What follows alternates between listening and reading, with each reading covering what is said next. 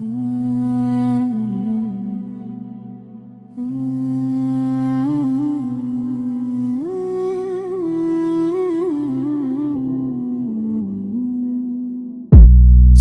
süpürge eyleyen kadın, ne çattı eline sədaqətindən. Sənin məhəbbətin, sənin alman puç oldu birinin xəyanətindən. Ömrü tən eylədin acı içində, qış olan ən gözəl yazı içində. Dünyanın bir belə nazı içində, bənzəni gözlədin ləyaqətindən. Sən yanan ocağı necə qorudun, gözünün yaşını gecə qurutdun. Çox incə elədin, incə toxundun, qədrin bilinmədi kəramətindən.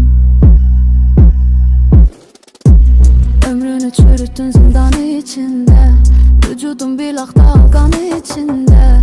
Canını yaptırı güman içində, uzaq dur namussuz bir qeyrətindən.